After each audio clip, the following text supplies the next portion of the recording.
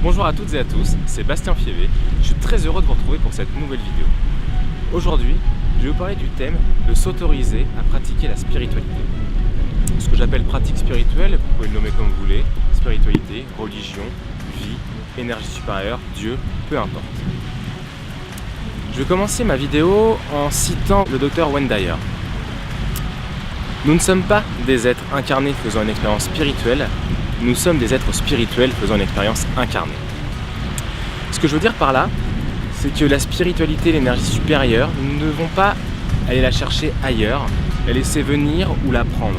Non, cette énergie supérieure, elle existe en nous, et le principe, c'est de s'y connecter, de la laisser jaillir. La méditation, la prière ou la respiration profonde, comme tout apprentissage, sont de plus en plus bénéfiques si on commence le plus jeune possible. Il ne s'agit pas d'attendre la maturité, de se sentir crédible pour commencer à avoir une pratique spirituelle. Je vais prendre un exemple personnel. Depuis l'âge de 10 ans jusqu'à 18 ans, j'ai régulièrement eu la chance d'accéder à des retraites spirituelles.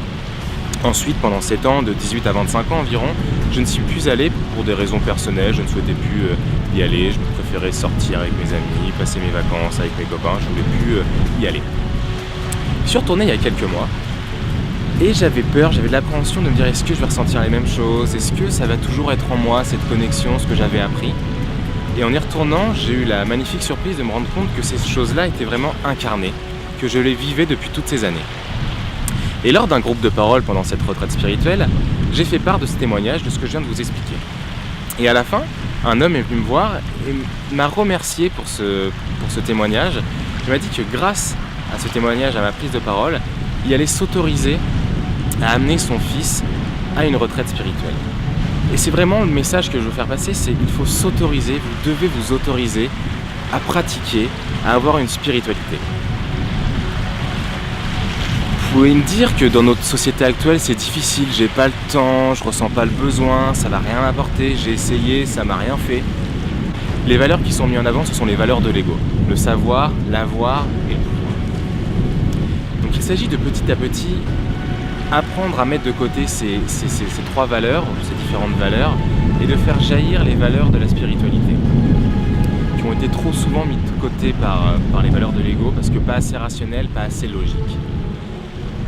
Il ne s'agit pas forcément de détruire ou de mettre de côté l'ego, non, il s'agit de trouver un équilibre entre l'esprit rationnel et l'intuition de vie qu'il existe en nous. Comme le dit Jean-Yves Leloup, ce n'est pas en écrasant la chenille que naît le papillon. Vous devez vous autoriser à prier, vous devez vous autoriser à méditer, vous devez vous autoriser à respirer profondément, vous devez vous autoriser à réfléchir sans pourquoi, à penser sans pourquoi.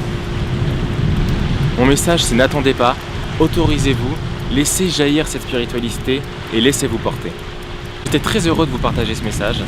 À très bientôt et surtout, soyez libre d'actionner votre vie.